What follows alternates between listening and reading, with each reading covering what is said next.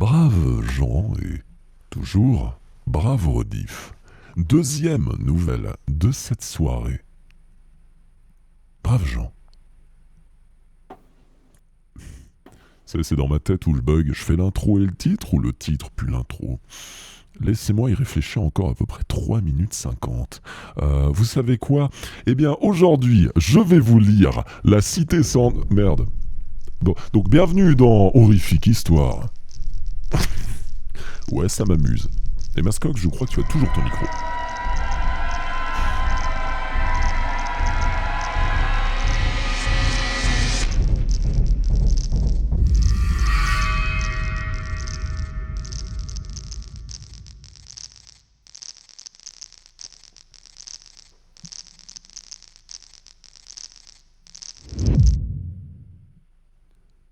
Braves gens, pour vos yeux et vos oreilles ébahis, une nouvelle d'horrifique de...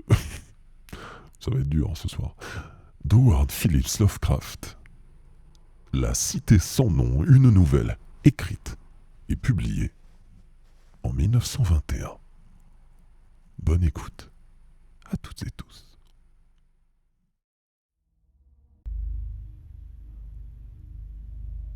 Dès que j'approchais de la cité sans nom, je compris qu'elle était maudite. Traversant au clair de lune une affreuse vallée desséchée, je la voyais de loin, dressée au milieu des sables, comme un cadavre émergeant d'une fosse mal faite. La peur suintait des pierres, usée par le temps, de cette vénérable survivante du déluge, cette aïeule de la grande pyramide. Une aura invisible me repoussait et m'engageait à fuir les antiques et sinistres secrets que nul ne devrait connaître, que nul devant moi n'avait osé pénétrer.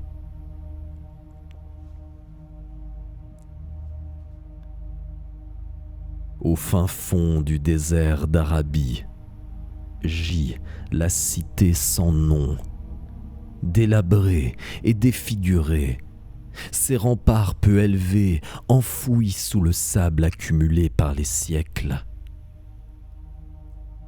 Telle était-elle sans doute, dès avant la fondation de Memphis, alors que les briques de Babylone n'étaient pas encore cuites. Il n'y a pas de légende assez ancienne pour révéler son nom ou évoquer le temps de sa gloire. Mais on en parle autour des feux de camp et sous la tente d'échecs, et les aïeuls parfois y font allusion. Aussi, toutes les tribus s'en écartent-elles, sans trop savoir pourquoi.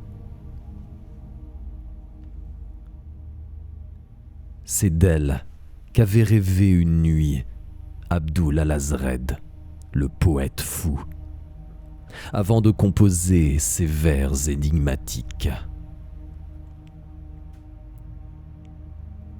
N'est pas mort pour toujours qui dort dans l'éternel, mais d'étranges éons rendent la mort mortelle.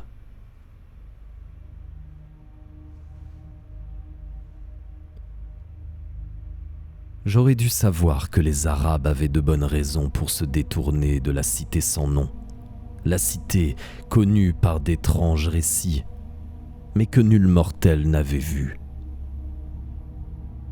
Pourtant, je les bravais et m'en allais à dos de chameau dans le désert vierge. Moi seul y suis allé, et c'est pourquoi aucun visage que le mien ne porte les stigmates d'une peur aussi hideuse.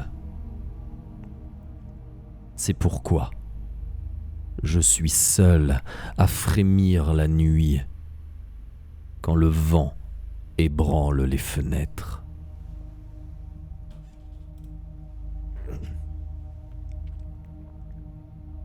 Lorsque j'arrivais devant la cité sans nom, au clair de lune, elle semblait me regarder dans le calme de son sommeil éternel, froide dans la chaleur du désert.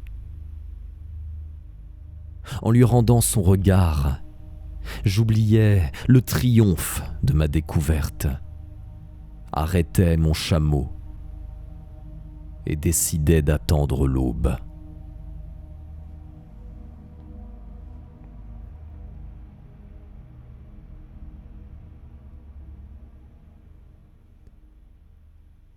Au bout de plusieurs heures, les étoiles disparurent.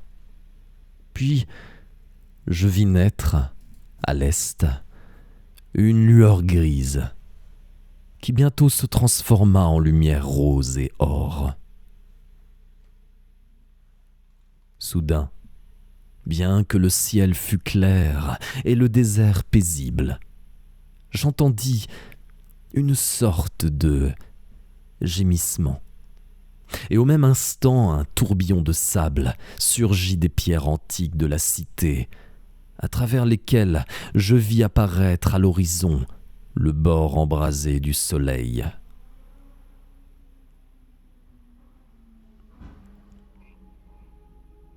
Troublé comme je l'étais, je crus entendre, venant des profondeurs lointaines, un son musical et métallique qui saluait le disque flamboyant, comme la statue de Menmon sur les bords du Nil.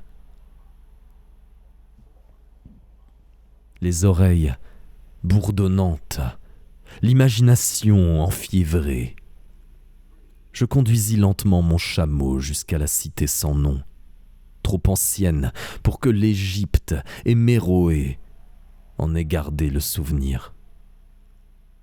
La cité que j'étais le seul homme vivant à avoir vue.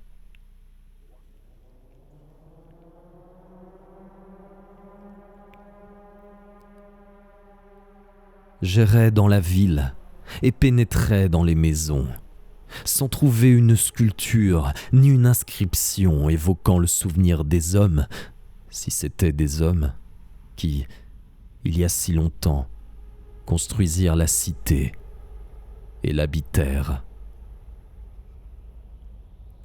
Son ancienneté même était troublante, et il me tardait de découvrir un signe ou un emblème prouvant que la cité eût été vraiment façonnée par la main des hommes. Certaines dimensions dans ces ruines ne me plaisaient guère. J'avais apporté un certain nombre d'outils et pu me livrer à de nombreuses fouilles dans les murs des édifices à moitié ensevelis. Mais je n'avançais guère et ne découvrais rien de remarquable. Lorsque la lune reparut, un vent glacé se leva, annonciateur de craintes nouvelles, et je n'osais pas demeurer dans les pierres grises, bien que la lune fut brillante et le désert calme.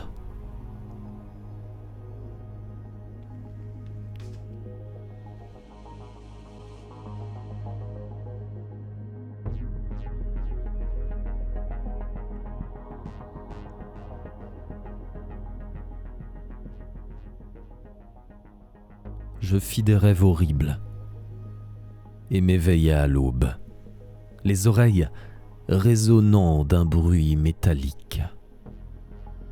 Le soleil surgit, tout rouge, au-dessus de la cité sans nom. Je le voyais à travers un tourbillon de sable qui faisait ressortir le calme du désert.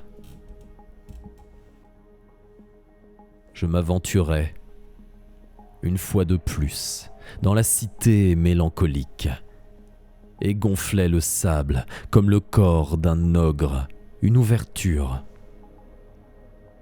Et je me remis à creuser vainement, à la recherche des vestiges de la race oubliée.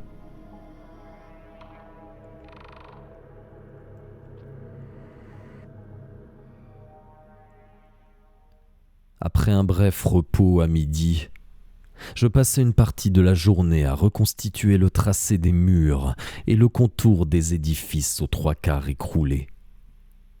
La ville, c'était évident, jadis, avait été puissante. Je me demandais quelles avaient été les sources de sa grandeur. Je me représentais les splendeurs d'une époque si ancienne que la Chaldée n'en conservait nul souvenir. Je pensais à Sarnath la maudite, qui se dressait dans le pays de Mnar, au temps de la jeunesse de l'humanité, et à Hib, aux pierres grises, antérieures même à l'existence de l'homme. Brusquement, je parvins à un endroit où le lit de roche s'élevait verticalement au-dessus des sables pour former une falaise basse. Transporté de joie, j'y vis quelque chose qui semblait annoncer de nouveaux vestiges du peuple antédiluvien. Grossièrement taillées dans le rocher, s'élevaient les façades de plusieurs petites maisons basses ou de temples, dont l'intérieur gardait peut-être maintes secrets d'époques trop lointaines pour être déterminés avec précision. Mais les tempêtes de sable avaient effacé depuis longtemps les sculptures extérieures, s'il y en avait eu. Toutes les ouvertures étaient sombres, très basses et à moitié obstruées par le sable. Mais j'en dégageai une avec ma bêche et je m'y glissais en rampant. J'avais pris soin d'emporter une torche dont la lueur allait peut-être me révéler bien des mystères. Une fois à l'intérieur, je constatais qu'il s'agissait d'un temple, en effet. On y voyait les traces du peuple qui avait honoré ses dieux avant que le désert eût envahi la ville. Il y avait là des autels primitifs, des colonnes, des chapelets, le tout étonnamment bas. On n'y trouvait ni sculpture, ni fresques, mais un grand nombre de pierres dont la forme curieuse, évidemment symbolique, avait été obtenue artificiellement.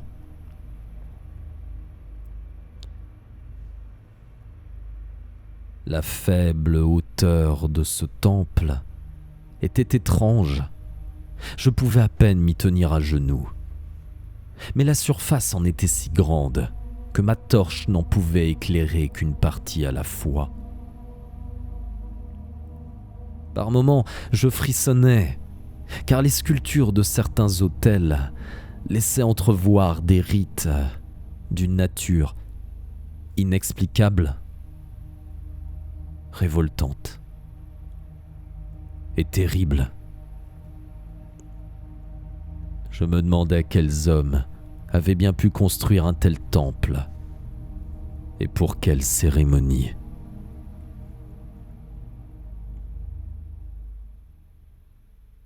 Après avoir vu tout ce qu'il contenait, je ressortis en rampant, avide de voir ce que les autres édifices allaient me révéler.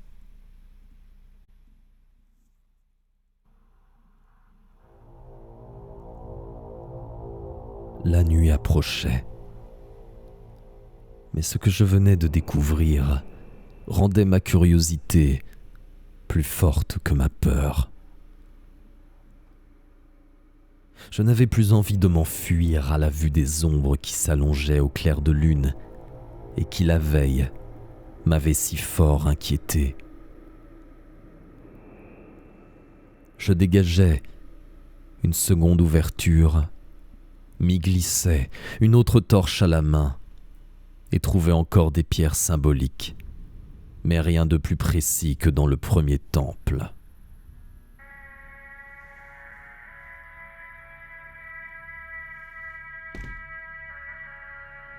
Celui-ci, tout aussi bas mais beaucoup moins vaste, s'achevait en couloir étroit, remplie de chapelles obscures et mystérieuses. J'étais en train d'observer l'une d'elles, quand le silence extérieur fut rompu par le bruit du vent et par un cri que poussait mon chameau.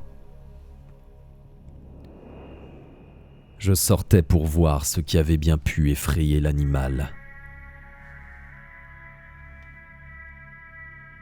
La lune, brillant d'un vif éclat au-dessus des ruines antiques, éclairait un épais nuage de sable, formé, semblait-il, par un souffle de vent assez fort, mais qui allait diminuant. Ce vent provenait d'un point de la falaise, non loin de moi.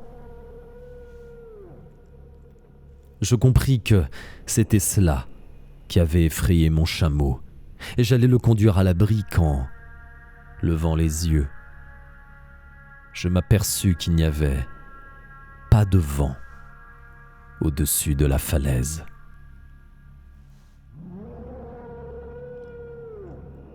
Cela me surprit et raviva mes craintes, mais me rappelant immédiatement les brusques rafales que j'avais observées au lever et au coucher du soleil, j'estimais qu'il s'agit là d'un phénomène tout à fait normal. Sans doute y avait-il une fissure dans le rocher. En examinant le sable en mouvement, je découvris que le souffle venait de l'entrée d'un temple situé très au sud, presque hors de ma vue. Luttant contre le nuage de sable qui m'étouffait, je m'approchais en trébuchant. Il était nettement plus grand que les autres, et la porte qui le fermait était beaucoup moins obstruée par le sable solidifié. Je serais entré si ce vent glacial n'avait failli éteindre ma torche. De violentes rafales, semblables à d'étranges soupirs, surgissaient de la porte sombre, frôlaient le sable et se répandaient dans les ruines sinistres. Puis, elles s'affaiblirent. Le sable reprit son aspect lisse et le calme revint. Mais on eût dit qu'une présence rôdait parmi les ombres spectrales de la cité. Levant les yeux vers la lune, je la vis trembler, comme si elle se fût reflétée dans des eaux agitées.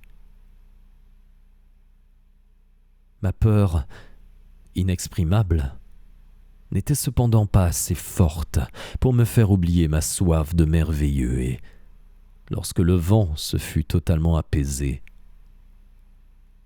je pénétrai dans la salle obscure d'où il était sorti.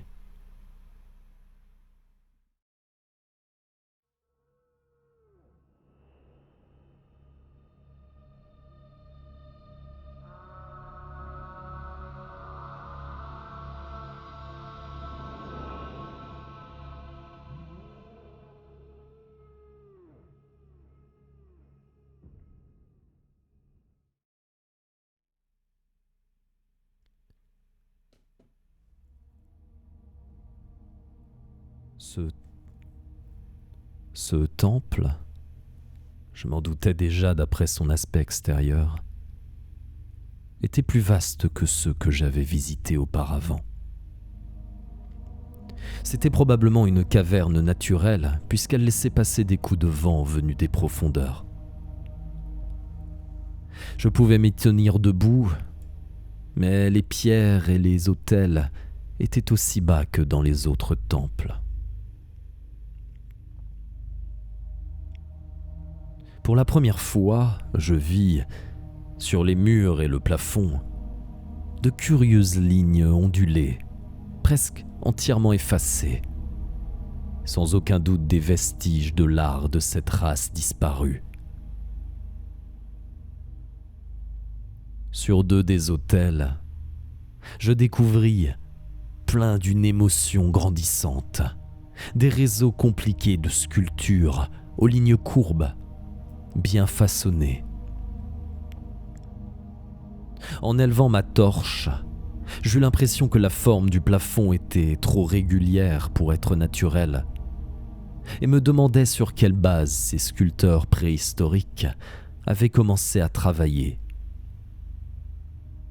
Leur habileté et leur talent avaient dû être prodigieux.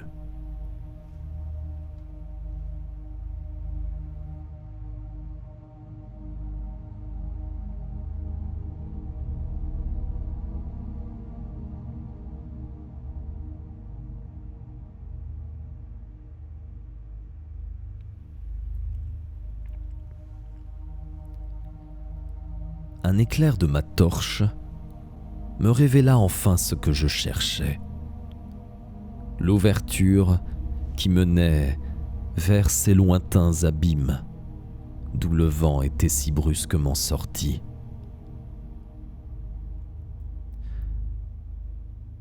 Je fus pris de faiblesse en découvrant qu'il s'agissait d'une petite porte, visiblement artificielle, pratiquée dans l'épaisseur du roc.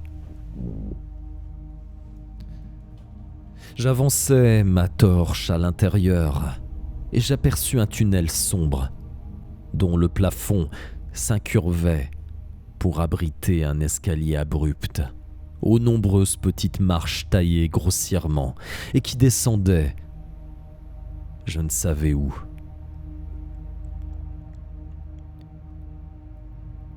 Je reverrai toujours ces marches en rêve. J'ai fini par apprendre leur signification, mais dans ce moment-là, je ne savais trop s'il fallait les appeler vraiment des marches ou simplement des points d'appui pratiqués le long d'une descente vertigineuse. Mon esprit était assailli d'idées extravagantes. Les paroles et les avertissements des prophètes arabes venus des villes connues des hommes semblaient venir à ma rencontre, à travers le désert, jusqu'à la ville que les hommes n'osaient point connaître. Pourtant, je n'eus qu'un bref moment d'hésitation avant de franchir la porte et de commencer à descendre les marches avec précaution, en posant un pied après l'autre, comme sur une échelle.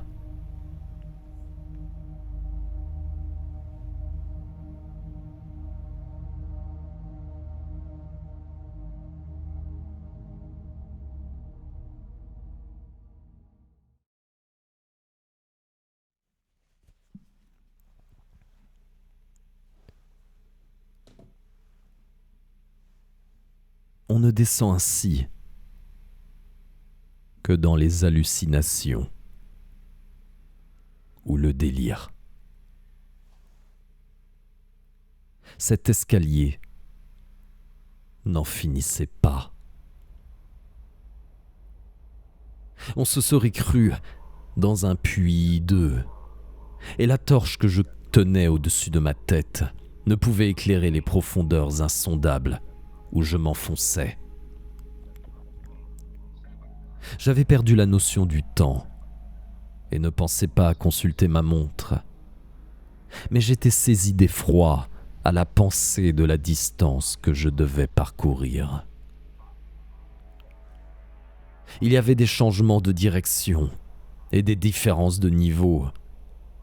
Un moment, je traversais un couloir uni, long et étroit, où je dus avancer en rampant, les pieds en avant, ma torche tenue à bout de bras au-dessus de ma tête. Puis, je trouvai un nouvel escalier, aussi abrupt que le premier, et me remis à descendre, interminablement.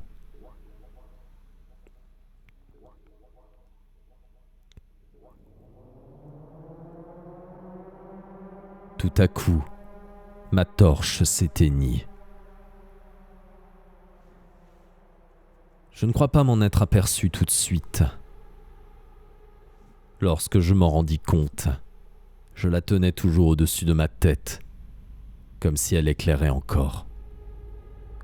Mon esprit était déréglé par cet instinct qui avait fait de moi un voyageur errant à l'aventure, un homme qui aime hanter les endroits perdus et les lieux interdits.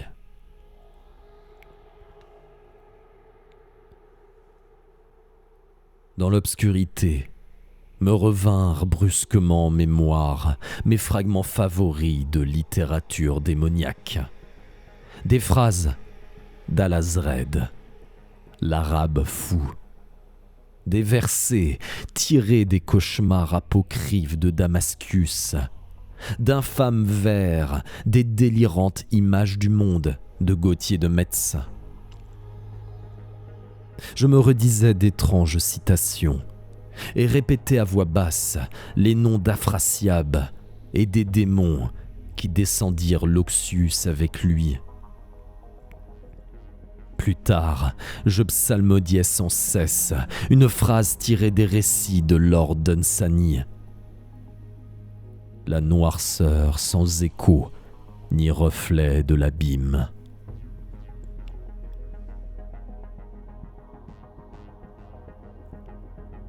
Lorsque la descente devint incroyablement raide, je me mis à déclamer ces vers de Thomas Moore, que finalement, je craignais de dire jusqu'au bout.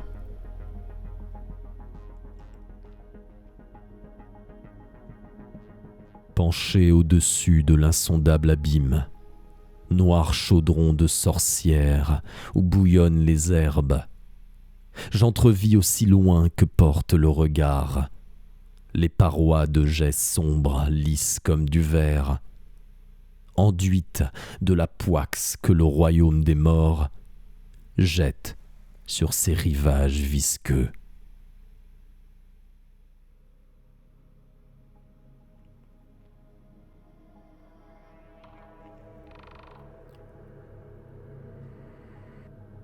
Le temps avait cessé d'exister lorsque mes pieds retrouvèrent un sol uni. J'étais sous un plafond un peu plus haut que celui des 2 petits temples qui se trouvaient si loin, maintenant, au-dessus de ma tête. Je ne pouvais me tenir facilement debout, mais pouvais rester à genoux. J'essayais d'avancer à tâtons dans l'obscurité et ne tardais pas à comprendre que je me trouvais dans un couloir étroit, aux murs recouverts de coffres en bois, à parois de verre.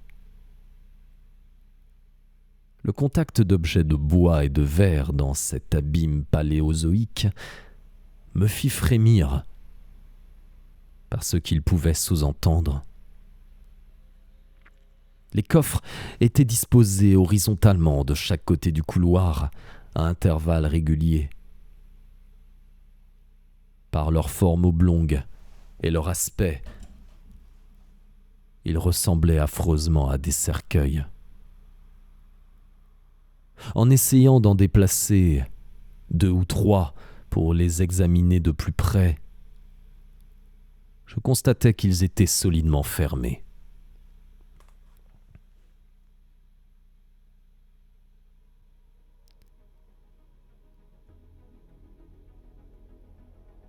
Voyant que le couloir était long, j'avançai rapidement, en me courbant.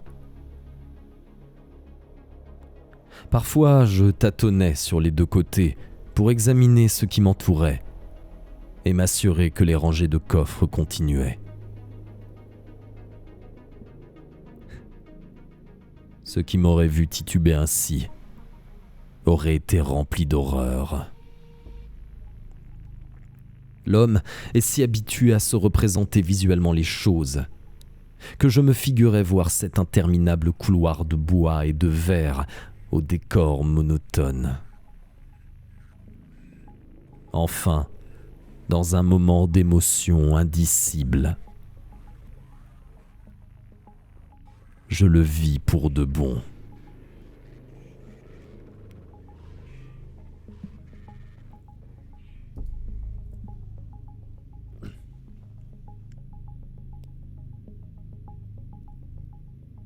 quel moment le réel se substitua à l'imaginaire?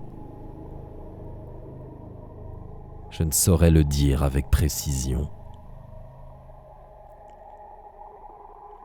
Mais je vis, peu à peu, de la lumière en face de moi, et je compris immédiatement qu'une phosphorescence souterraine, de source inconnue, éclairait les contours indistincts du couloir et des coffres.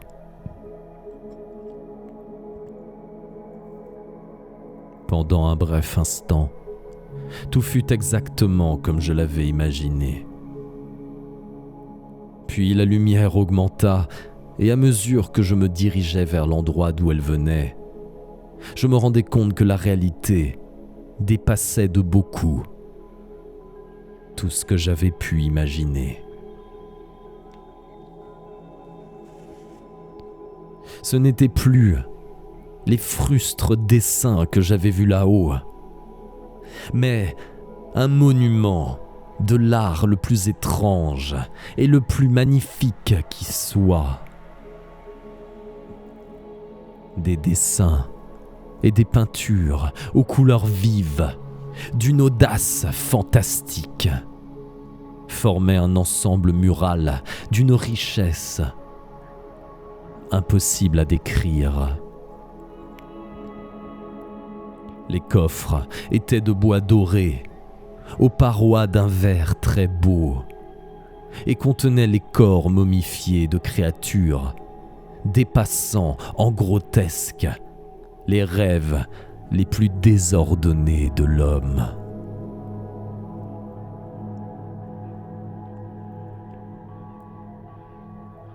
Donner une idée de ces monstres serait impossible.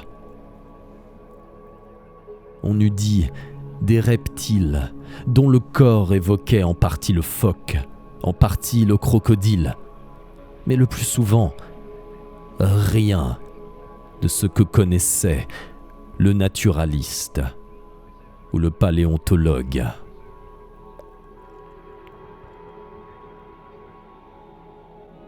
Leur taille était à peu près celle d'un homme pas très grand, et leurs pattes de devant se terminaient par des pieds délicats, semblables à des mains et à des doigts humains. Mais le plus étrange était la forme de leur tête, qui violait tous les principes biologiques connus. Rien ne peut s'y comparer. En un éclair, je pensais aux chats, aux bulldogs, aux satyres de la fable et à l'être humain. Jupiter lui-même n'eut jamais ce front immense et protubérant. Et pourtant, les cornes, l'absence de nez et la forme de la mâchoire, qui rappelait celle du crocodile, empêchaient de placer ces êtres dans une catégorie bien définie.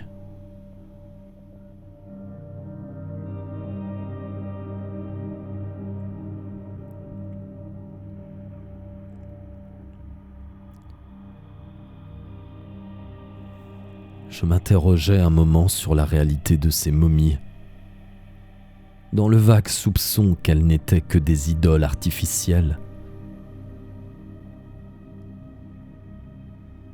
Mais j'estimais finalement qu'il s'agissait d'espèces paléontologiques, contemporaines de la cité sans nom. Comble de grotesque, la plupart des momies, revêtues de somptueux tissus, étaient parées de bijoux d'or et de pierres précieuses, et d'un métal brillant qui m'était inconnu.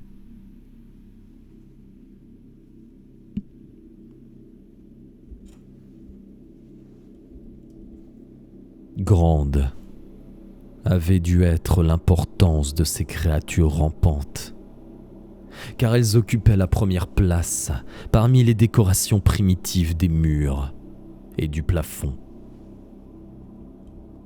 C'est avec une habileté sans égale que l'artiste les avait représentées dans leur univers particulier, où les cités et les jardins étaient adaptés à leur taille.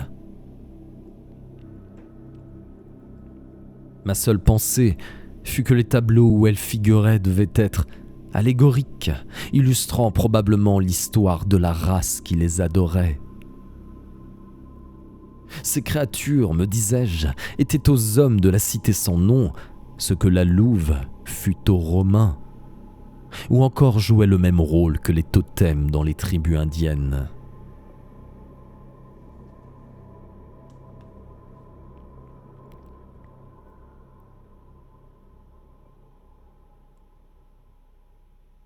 Fort de cette interprétation, je pus retracer grossièrement l'histoire de la cité sans nom, immense capitale maritime qui dominait le monde quand l'Afrique n'était pas encore sortie des eaux.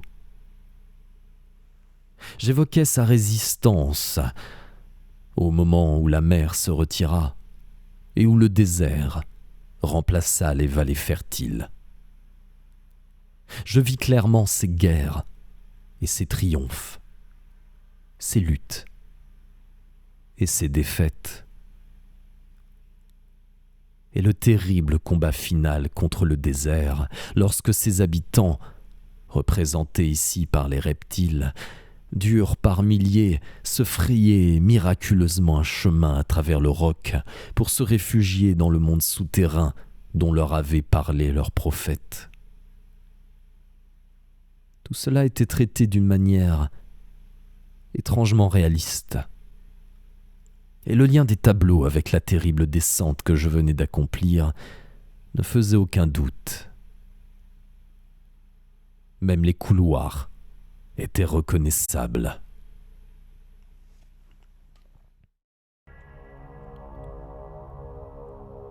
Je me dirigeais, toujours en rampant, vers la lumière. Les fresques dépeignaient maintenant des épisodes plus tardifs de cette épopée. L'adieu définitif des habitants de la cité sans nom à la vallée qu'ils occupaient depuis des millénaires. Leur âme ne pouvait se résoudre à quitter l'endroit familier à leur corps depuis si longtemps.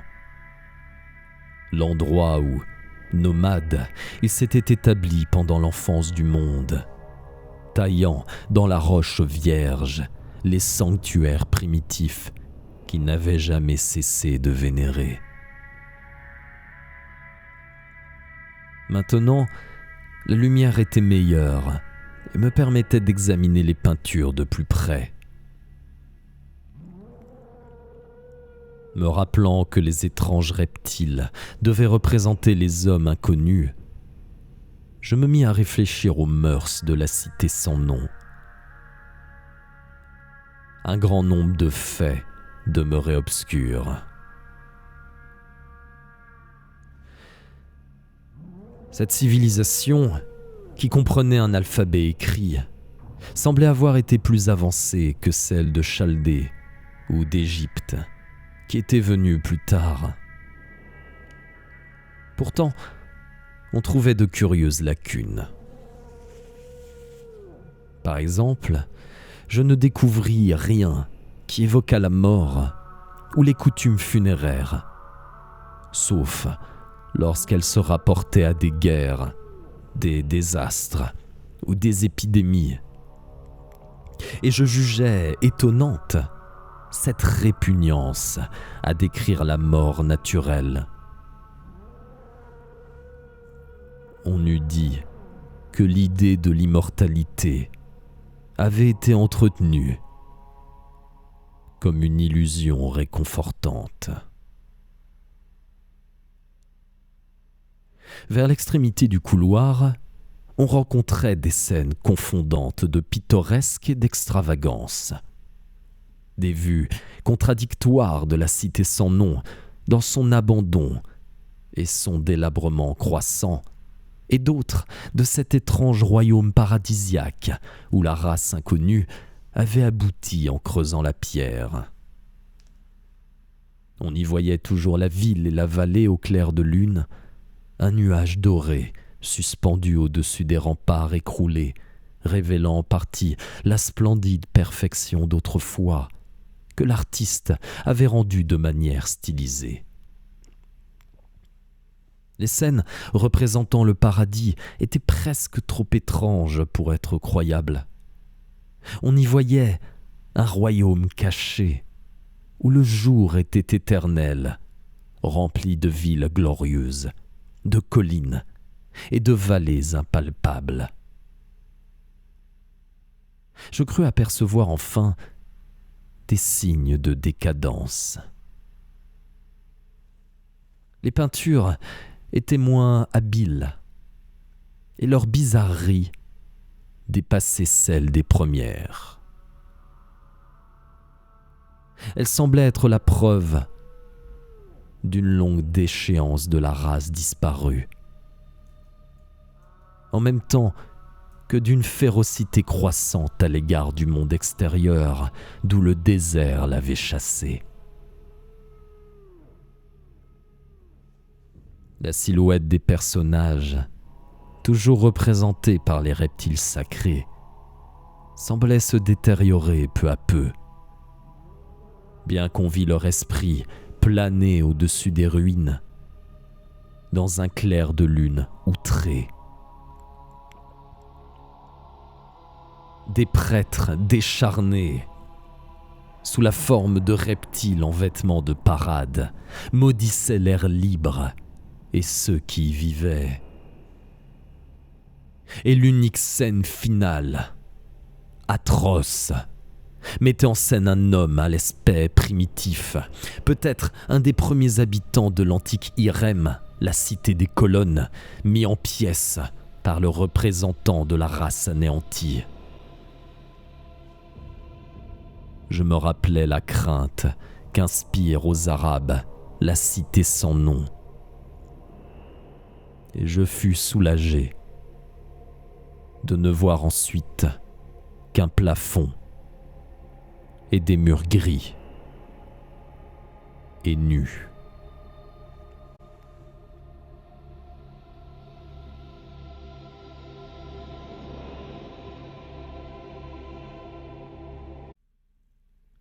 Tout en contemplant cette épopée en images, je m'étais approché de la salle au plafond bas. J'aperçus une porte par où pénétrait la lumière phosphorescente. Je m'y dirigeais en rampant et, transporté d'étonnement, je poussai un cri. Ce n'étaient plus des salles diverses et peintes de couleurs vives, mais seulement un vide illimité, d'un éclat uniforme, tel qu'on pourrait imaginer, vu du sommet du mont Everest, une mer de brume ensoleillée. Derrière moi, un couloir où je ne pouvais me tenir debout. Devant moi, un espace infini, noyé dans la lumière souterraine. Partant du couloir, un escalier aux marches raides, semblable à celui que j'avais déjà emprunté, menait à cet abîme. Mais au bout de quelques mètres, les nuages étincelants cachaient tout. Grande ouverte contre le mur de gauche du couloir, se dressait une lourde porte de cuivre, incroyablement épaisse, décorée de bas-reliefs fantastiques. Fermée, elle aurait séparé complètement cet univers de lumière des salles voûtées et des couloirs de roc. Je regardais l'escalier, mais cette fois, je n'osais m'y aventurer. J'effleurais la porte ouverte, sans réussir à la déplacer. Je tombais alors face contre terre, l'esprit bouillonnant d'images prodigieuses, que même l'état d'épuisement où je me trouvais était impuissant à chasser.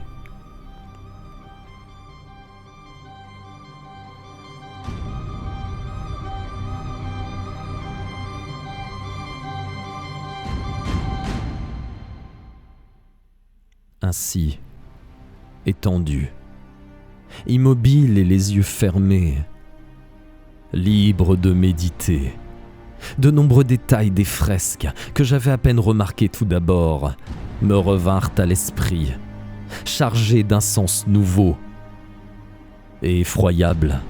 Scène représentant la cité sans nom, au sommet de sa gloire, la végétation environnante et les pays lointains avec lesquels elle commerçait. La signification allégorique des reptiles me plongeait dans la plus grande perplexité par son ampleur universelle. Je m'étonnais qu'elle fût si intégralement respectée dans un récit en images d'une telle importance. Dans les fresques, la cité sans nom était toujours proportionnée à la taille des reptiles. Je me demandais ce qu'avaient été en réalité ses proportions et sa grandeur, et me rappelais certains traits bizarres que j'avais remarqués dans les ruines. Je pensais avec curiosité à la faible hauteur des premiers temples et du couloir souterrain,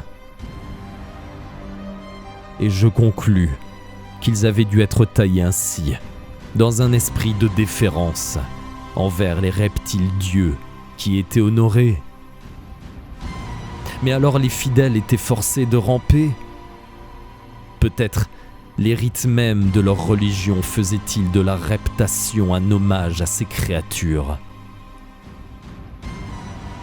Nul dogme religieux par contre n'expliquait facilement pourquoi les couloirs de cette affreuse descente étaient aussi bas que les temples, voire plus bas, puisqu'on ne pouvait même pas s'y tenir à genoux. À l'idée de ces créatures rampantes, dont les corps momifiés étaient si proches de moi, je sentis de nouveau l'angoisse m'envahir. Les associations d'idées sont parfois curieuses, et je luttais contre l'impression qu'à part le malheureux homme primitif taillé en pièces à la fin de la fresque, j'étais le seul être humain au milieu des reliques et des symboles d'une vie primitive.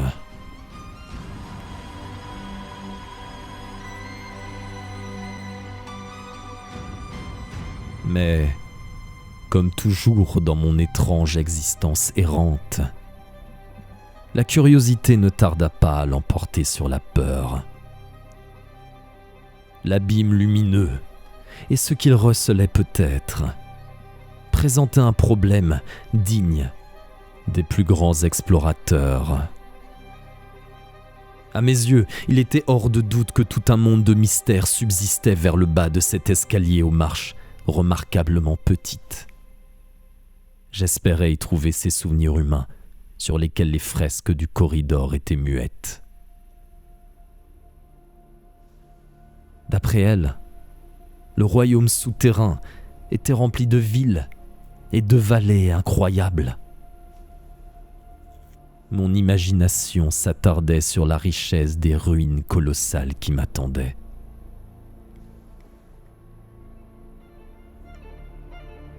Mes craintes, à la vérité, concernaient le passé bien plus que l'avenir. La frayeur même éprouvée en cet instant dans ce couloir peuplé de reptiles morts, orné de fresques antédiluviennes, à des miles au-dessous du monde familier, face à cet autre monde de brume et de lumière surnaturelle, ne pouvait égaler l'angoisse mortelle qui s'emparait de moi à la pensée de l'antiquité insondable de ce lieu et de son âme. Une antiquité si reculée qu'elle défiait les calculs, semblait me contempler du haut de ses pierres primitives. Dans les fresques, d'extraordinaires cartes représentaient des continents oubliés et comportaient de ci de là des contours vaguement familier. Qu'avait-il pu se passer aux époques géologiques depuis qu'on avait cessé de peindre et que cette race qui haïssait la mort s'était malgré elle abandonnée au déclin? Nul ne le sait. La vie jadis avait régné sur ces cavernes et sur le lumineux royaume souterrain.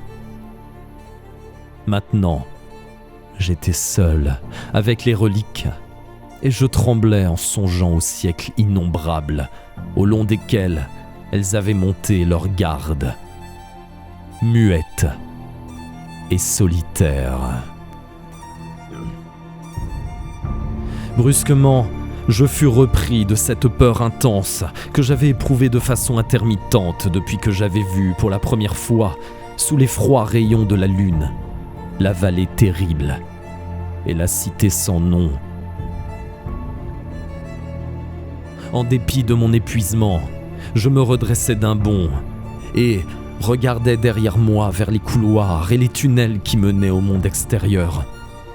J'éprouvais une sensation analogue à celle qui m'avait fait m'éloigner de la cité sans nom à la nuit tombante, aussi poignante qu'inexplicable. Un peu plus tard, je devais pourtant recevoir un nouveau choc. Un son très net se fit entendre, le premier qui ait rompu l'épais silence de ces profondeurs de tombeau. C'était un gémissement sourd et prolongé, qui paraissait émaner d'une foule lointaine d'esprits damnés et provenir de la direction vers laquelle je regardais. Son volume augmenta rapidement et se répercuta bientôt effroyablement le long du corridor. En même temps, je sentis un courant d'air de plus en plus froid qui semblait venir à la fois du tunnel et de la ville. Ce souffle d'air me rendit mon équilibre en me rappelant les brusques rafales surgies de l'abîme au lever et au coucher du soleil et qui m'avaient révélé le secret des couloirs.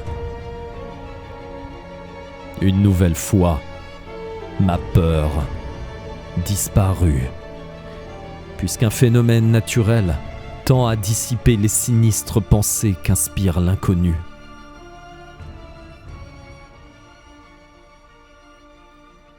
Le vent nocturne, criant et gémissant, soufflait avec une force accrue dans cette faille souterraine. Je retombais. J'essayais de m'accrocher au sol, dans ma crainte d'être emporté au-delà de la porte ouverte, dans l'abîme phosphorescent.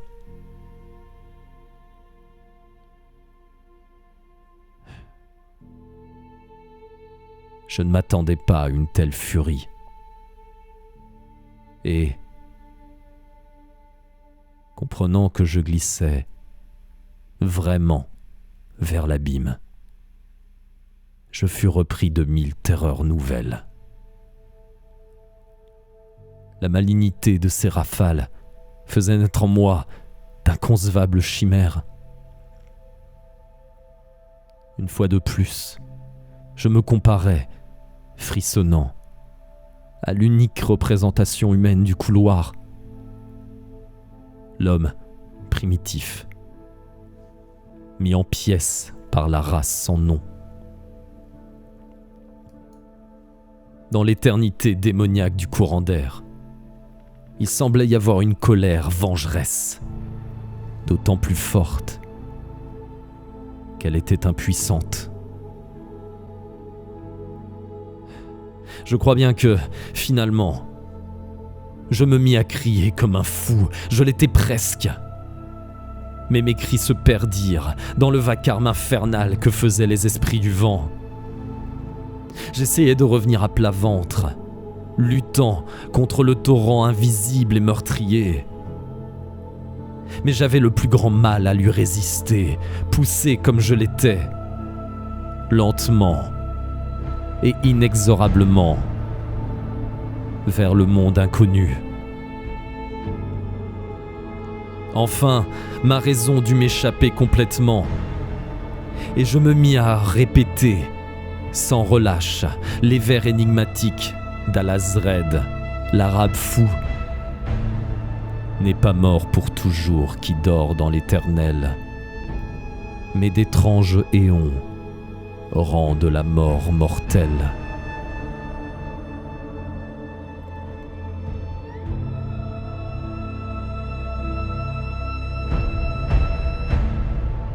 Sur les événements qui suivirent, seuls les dieux du désert, sinistres et pensifs, connaissent la vérité. Seuls, ils savent quelle lutte et quel tourment j'endurai dans l'obscurité, et quel ange de l'abîme guida mon retour en ce monde. Mais un souvenir m'est resté, et me restera jusqu'à ce que la mort, ou pire, m'appelle. Ce que j'ai vu était si monstrueux, si démesuré, si contraire à la nature et si éloigné des idées humaines qu'il est impossible d'y croire, sauf aux heures redoutables et secrètes du petit matin, où l'on sollicite en vain le sommeil. J'ai dit que la fureur du courant d'air était infernale, vraiment démoniaque, et que ses voix étaient remplies de l'horreur et de la méchanceté cachée des éternités damnées.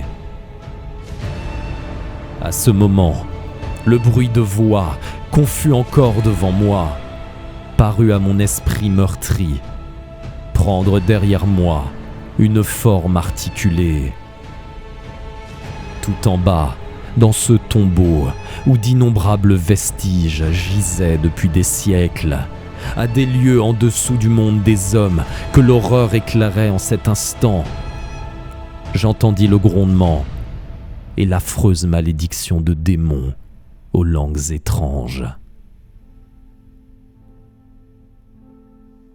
Je me retournai et je vis, se découpant sur l'éther lumineux de l'abîme, invisible dans le couloir obscur, une horde de cauchemars, une foule de démons, à demi transparents, aux faces tordues de haine, grotesquement armés, appartenant à une race sur laquelle aucun doute n'était permis.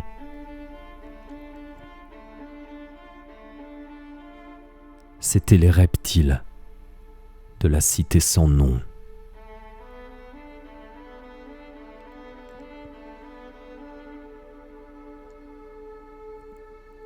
Le vent s'apaisa, et je fus plongé dans les ténèbres monstrueuses des entrailles de la terre.